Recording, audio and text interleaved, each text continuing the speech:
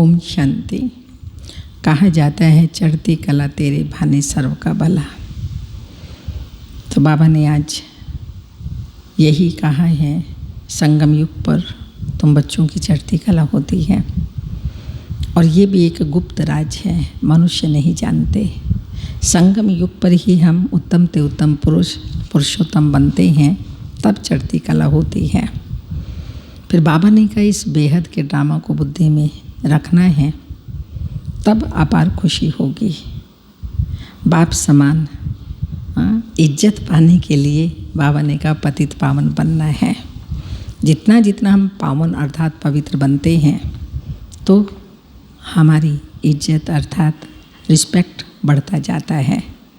तो सुनते हैं 14 तारीख के बाबा के अनमोल मधुर महावाक्य। मीठे बच्चे, तुम ड्रामा के गुप्त राज को जानते हो कि यह संगम युग ही चढ़ती कला का युग है। सतयुग से लेकर कलाएं कम होती जाती हैं।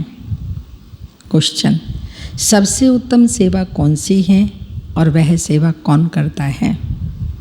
आंसर, भारत को स्वर्ग बनाना, रंक को राव बनाना, पतित को पावन बनाना, यह है सबसे उत्तम सेवा।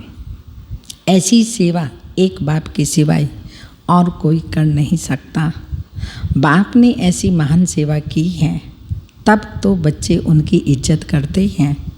तो सबसे पहले सोमनाथ का मंदिर बनाकर उनकी पूजा करते हैं। भक्ति मार्ग में जब पूजा शुरू होती है, सबसे पहले शिव बाबा का मंदिर सोमनाथ का बना। गीत के बोल, आखिर वह दिन आया आज। ओम शांति। मीठे मीठे रूहानी बच्चों ने ये गीत सुना। जैसे आत्मा गुप्त है, शरीर प्रत्यक्ष है। आत्मा इन आँखों से देखने में नहीं आती, इनकॉग्निटो है जरूर, परंतु इस शरीर से ढकी हुई है। इसलिए कहा जाता है आत्मा गुप्त है।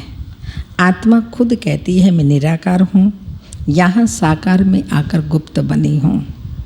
आत्माओं की निराकारी दुनिया है, वहाँ तो गुप्त की बात ही नहीं। परम पिता परमात्मा भी वहाँ रहते हैं परम धाम में। उनको कहा जाता है सुप्रीम, ऊंच ते ऊंच आत्मा, परे ते परे रहने वाला है परम पिता परमात्मा। तो बाप कहते हैं जैसे तुम गुप्त हो, मुझे भी गुप्त आना पड़े। मैं गर्भ जेल में नहीं आता हूँ, मेरा नाम एक ही शिव चला आता है। मैं इसमें आता हूँ तो मेरा नाम नहीं बदलता।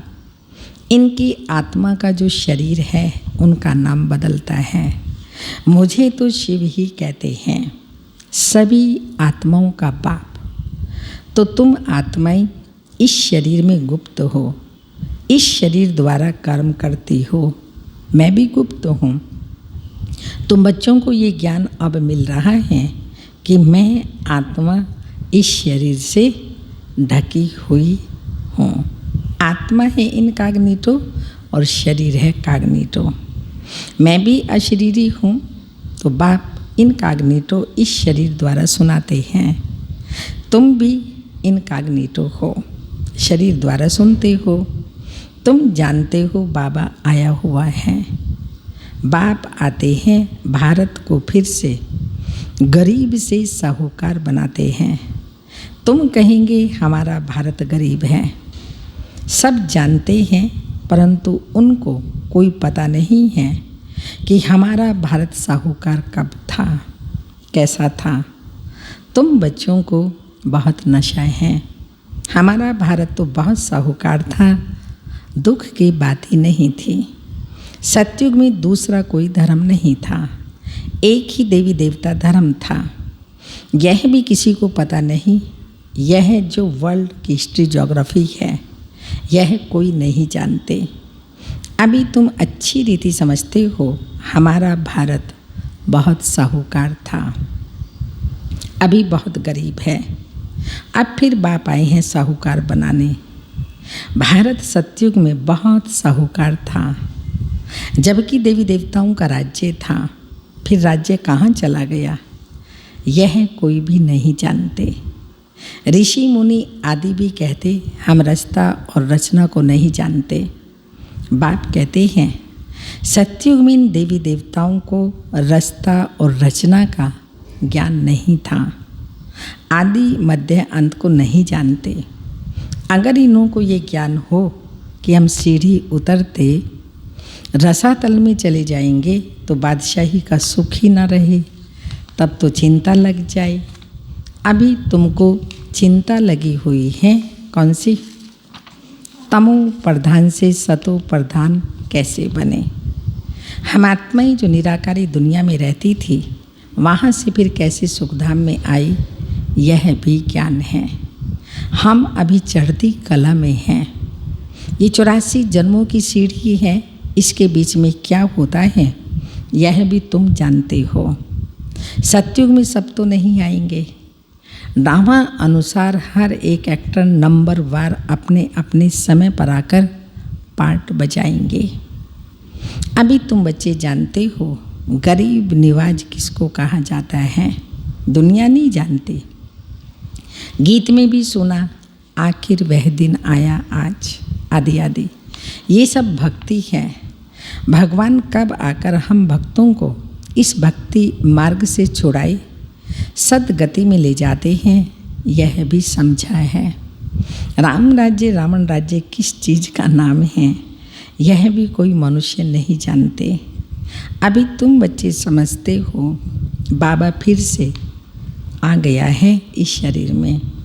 शिव जयंती भी मनाते हैं तो जरूर आते हैं, ऐसे भी नहीं कहते मैं कृष्ण के तन में आता हूँ, नहीं।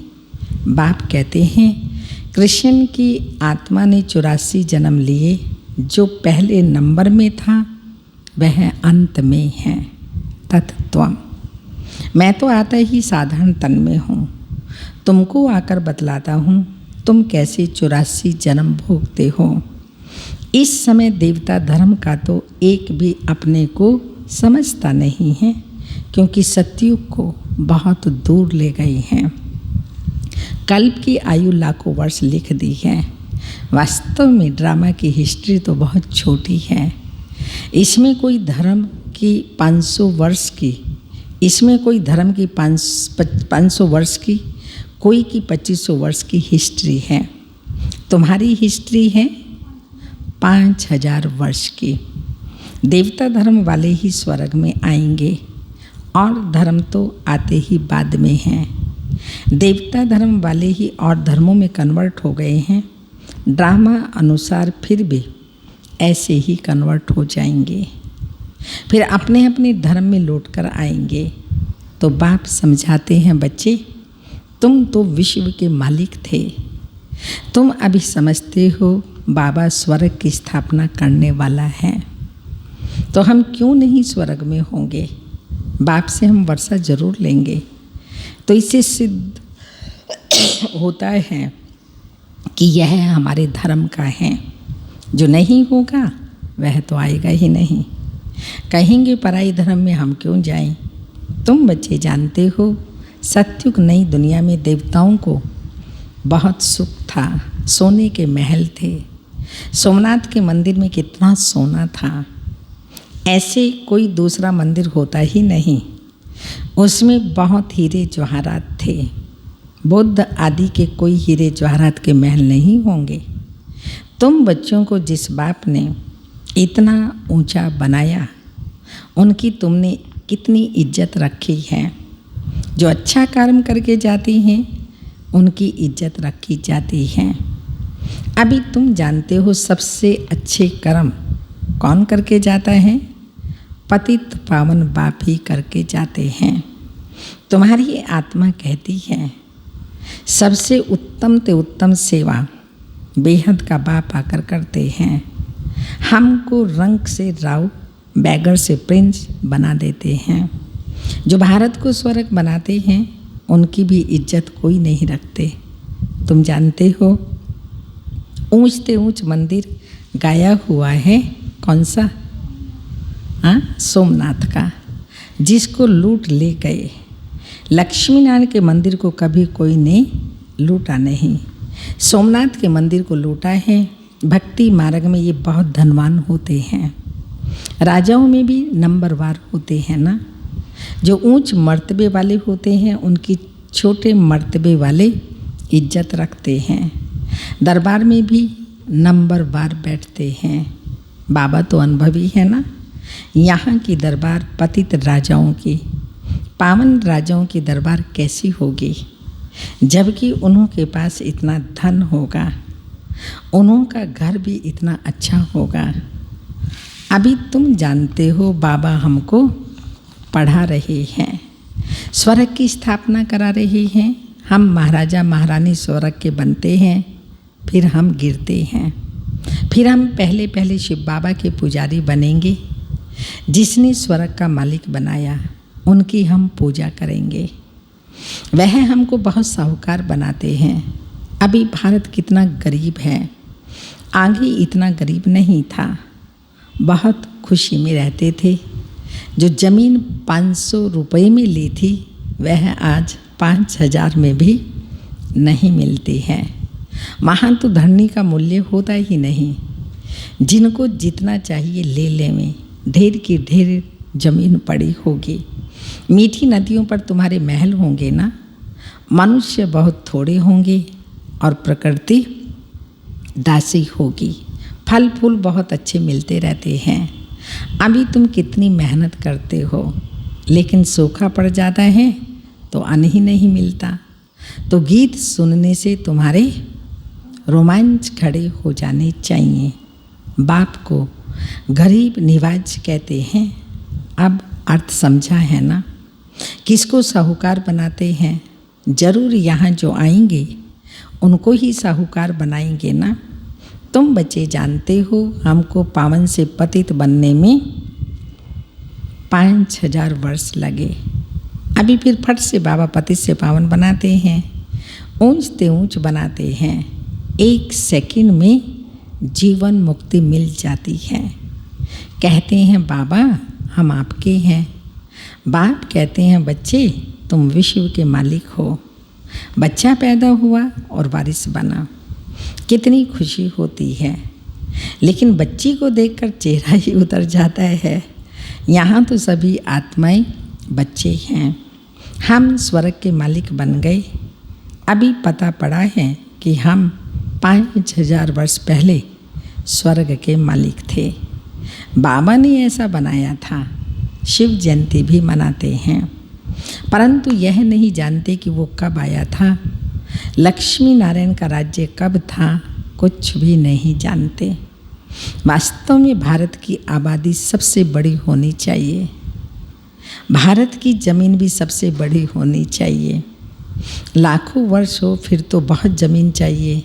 सारी दुनिया की भी ज़मीन पूरी ना हो।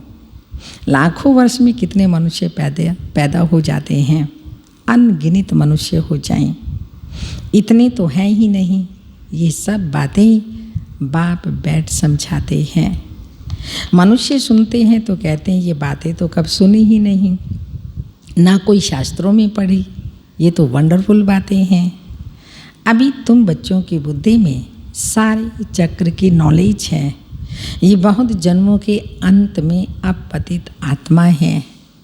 जो सतो प्रधान था सो अब तमो प्रधान है, फिर सतो प्रधान बनना है। तुम आत्माओं को अब शिक्षा मिल रही है।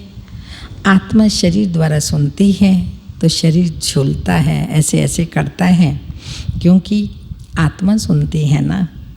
बरोबर हम आत्मा ने 84 जन्म लिए हैं। 84 माँ बाप जरूर मिले होंगे। यह भी हिसाब है ना। बुद्धि में आता है 84 जन्म लेते हैं, फिर और कम जन्म वाले भी होंगे। मिनिमम मैक्सिमम का हिसाब तो होगा ना। तो बाप बैठ समझाते हैं शास्त्रों में क्या क्या लिख दिया है। तुम्हारे लिए तो फिर 84 जन्म कहते हैं, मेरे लिए तो अनगिनत बेशुमार जन्म कह दिया। कण कण में बस जिधर देखता हूँ तो ही तो आदि आदि कृष्ण ही कृष्ण है। मथुरा वृंदावन में कहते हैं श्री कृष्ण सर्वव्यापी है। राधे पंथ वाले फिर कहेंगे राधे ही राधे, कहेंगे हम राधा का स्वामी हैं। कृष्ण स्वामी और हैं, वह राधे को मानते हैं। जिधर देखता हूँ राधे ही राधे, तुम भी राधे हम भी राधे। अब बाप बैठ समझाते हैं, बरोबर मैं गरीब निवाज हूँ ना। भारत ही सबसे साहूकार था, अभी सबसे गरीब बना है, इसलिए मुझे भारत में ही आना पड़े। ये बना बनाया ड्रामा है, इसमें ज़रा भी फर्क नहीं पड़ सकता। कल्प पहले भी भारत में आया था, अभी भी भारत में आऊँगा, कल्प बाद भी नेक्स्ट ड्रामा में दूसरे देश में आ जाऊँ, ऐसा नहीं है। यह यूज ड्रामा है। ड्रामा को शूट हुआ, ड्रामा जो शूट हुआ वह हूबहू रिपीट होगा। एक बार हो गया शूटिंग तो वैसा का वैसे ही फिर रिपीट होगा। ड्रामा का पता नहीं होना चाहिए, ड्रामा का भी तो पता होना चाहिए ना। पता ही नहीं है लोगों को, तो बाबा ने कहा ये पता होना चाहिए ना। ड्रामा माना ड्रामा, वह होता है हद का ड्रामा और यह है बेहद का ड्रामा। इसके आदि मध्य अंत को और कोई जानते ही नहीं। तो गरीब निवाज निराकार भगवान को ही मानेंगे, कृष्ण को नहीं मानेंगे। कृष्ण तो धनवान सत्युग का प्रिंस बनता है, भगवान को तो अपना शरीर है ही नहीं। वो आकर तुम बच्चों को धनवान बनाते हैं, तुमको राज्यों की शिक्षा देते हैं, वह भी पढ़ाई से बैरिस्टर आदि बनते हैं, फिर कमाई करते हैं। तो बाप भी तुमको अभी पढ़ाते हैं, तुम भविष्य में नर से नारायण बनते हो। तुम्हारा जन्म तो होगा ना, ऐसे तो नहीं स्वर्ग कोई समुद्र से निकल आएगा। कृष्ण ने भी जन्म तो लिया ना, कंसपुरी आदि तो उस समय थी ही नहीं। कृष्ण का कितना नाम गाया हुआ है, उनके बाप का नाम ही नहीं। उनका बाप कहाँ है?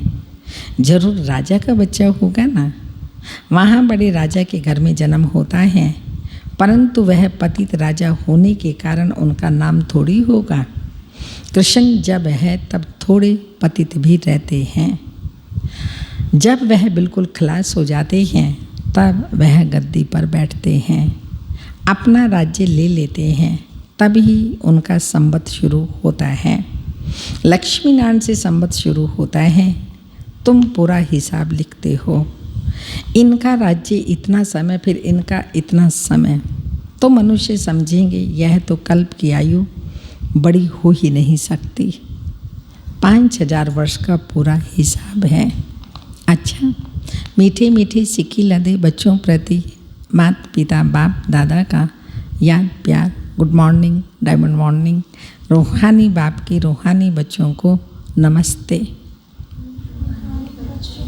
रूहानी माता पिता बाप दादा को याद प्यार, गुड मॉर्निंग, डायमंड मॉर्निंग, ओम नमस्ते। धारणा के लिए मुख्य सार है, रचयिता और रचना का ज्ञान बुद्धि में रख सतो प्रधान बनने का पुरुषार्थ करना है। बस एक ही चिंता रखनी है, हमें सतो प्रधान जरूर बनना है। सेकंड पॉइंट, इस बेहद ड्रामा को बुद्धि में रख अपार खुशी में रहना है। बाप समान इज्जत पाने के लिए पतितों को पावन बनाने की सेवा करनी है।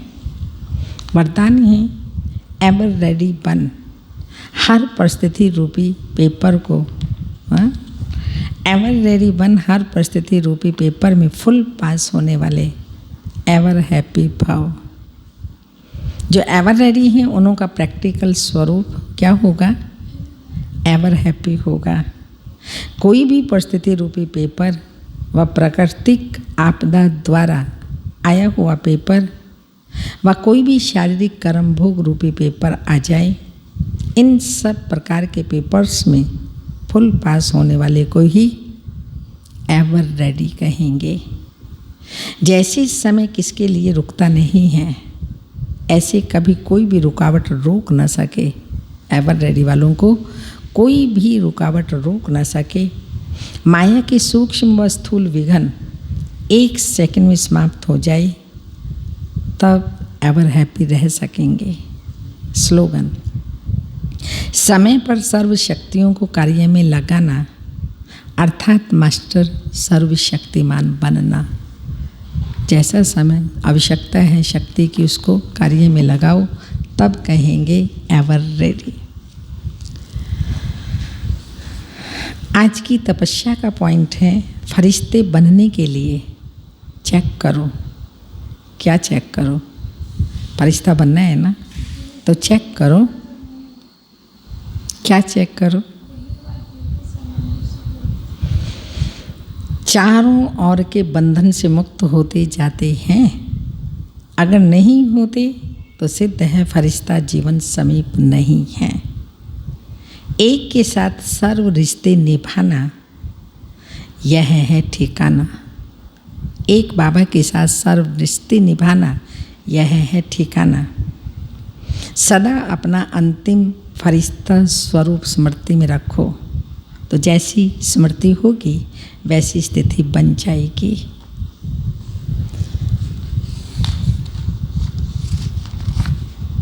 दादी जी की विशेषता की पॉइंट, यज्ञ की जिम्मेवारी होते भी त्याग और तपस्या की मूर्ति। यज्ञ की हर प्रकार की जिम्मेवारी को प्यार से संभालते सदा त्याग और तपस्या की मूर्ति बन कर के रही। हजारों लाखों के संबंध में आते, सेवा करते, सबको सुख शांति संपत्ति दी। सदा अंतर्मुखी होकर रही। वे एक सेकंड भी बाबा से अलग होकर के नहीं रहे। सदा कहती थी मेरे सिर पर, मेरे कंधों पर बाबा बैठा है, हम तो उनकी कठपुतलियाँ हैं। वह हमें नचा रहा है, खेल करा रहा है। मेरे से बाबा को कोई अलग नहीं कर सकता। ऐसे हम सब हैं। कोई भी बाबा से मुझे अलग करे, नेवर। चैलेंज करो, ताकत नहीं दुनिया की जो बाबा से अलग कर दे। तो जैसे थे हमारे दादी जी, बाबा, मम्मा, ऐसा हमको बनना है। ओम शांति।